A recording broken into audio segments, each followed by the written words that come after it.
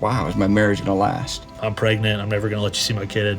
I'm going to take our dogs. I'm going to take our house. Like, you can hit the road. How am I that house where your kid's running up to you, begging you guys to stop screaming at each other?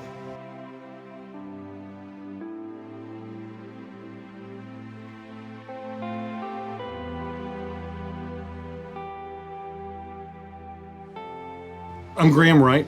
We're here today to talk about our recovery program. Let's start with Andrew. Andrew, I kind of shared with you what was going on in my life prior to disclosure. What did that look like in your relationship with your wife before disclosure? Yeah, I'd say unfortunately there was not disclosure, there was discovery. But before that, it looked a lot like compartmentalization, like you said, protecting my own lie. December 2021, everything kind of got blown up. And kind of same thing. Wife was saying, I'm pregnant. I'm never going to let you see my kid. I'm going to take our dogs. I'm going to take our house. Like, you can hit the road. So, we had that 2 or 3 days where it was just D-Day, right? So Her discovery of my problem wasn't a new problem. It was a 20-year-old problem that I brought into our marriage. And at the same time, I thought, wow, is my marriage going to last? Because I knew her opinions of pornography it was infidelity. It was, I was betraying her, and she had every right in the world to pick up and walk out. Emotionally, how do you feel like this affected you guys emotionally? The main thing that I really struggled with was just hypocrisy. It was just, how could I be a follower of Jesus, but then still have this thing on the side that I still go to almost every single night?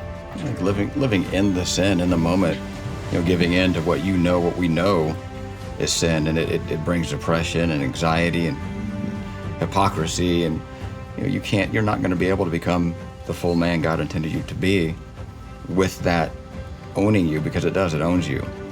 Why join the program? The one thing about this program is just the whole sense of hope that it brings, the whole sense of forgiveness and love that every single person brings to the table. Like, it was the first time I really opened up to anyone. No holds barred, just spilled everything out in front of my accountability team, and they just met me with grace and love. Ultimately, there's a fear that if you knew me, you wouldn't love me. And I think that's what drives the spiral of the chain. And then you come to a group like this, and you're known. You are fully known and as fully loved as humanly possible. I think that's something that is really, really, really rare. Tell me about your experience when you finally came into group and you decided, hey, look, I'm going to do something about this. I think what you're saying is you talk about those weights of that shame and the guilt and everything that just kind of, added up over the years. And when you get in that room and you get the chance to talk and just open it up, and then you speak, and all of it is just giving back and like, hey, man, we love you no matter what, It's, hey, you're forgiven. Hey, let's talk about this more. Let's dive deeper. Along with the identity, which is so important, and then you start to learn about the chemical makeup, the neural pathways, the kind of growing new links and understandings within your own brain of how the dopamine works. All of that is transformational. And so we have a program that helps go from acknowledging that I have a problem to praising God for what He's doing in our life, and in the whole process between. I'm going from I'm broken, and now I'm going to recognize my brokenness. I'm going to embrace my brokenness. I'm going to throw myself at the throne of Christ.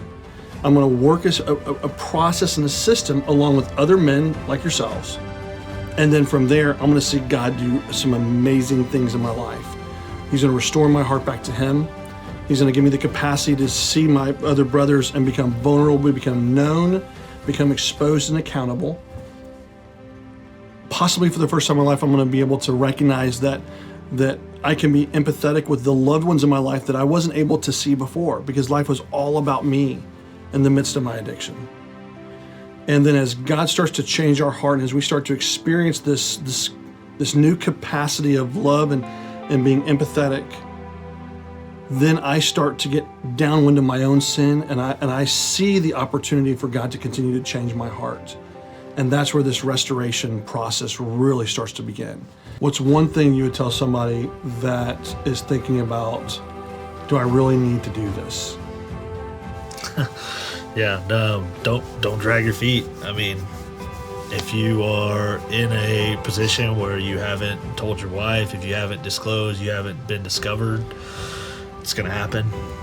Why not get out in front of it and do it the right way with the program backing you? Like, don't wait for everything to blow up in order to start this group. You take the initiative and do it, and it'll be 1,000 times worth it. It's not a question. It's of, do you need to do it? It's now, right now. Push pause and go do it. Because if history is an indicator of what you're going to do tomorrow, you're going to wake up and pursue the same journey that you've been on, that's been dragging you down for so many years. Aren't you just so tired of doing the same thing over and over again, having the same result? Like, it's time to do something different. But you're never too old. That's right. You're never too young. Hallelujah. You're never too broken. You're never too right with God. If I am doing something knowing that what I'm doing is creating chaos in my life or in somebody else's life, I have a problem. And I need to hit it head on. And I need to say today is the last day. And I need to reach out and I need to do something. Because guess what? Tomorrow never comes. If you wait till tomorrow, it won't ever come.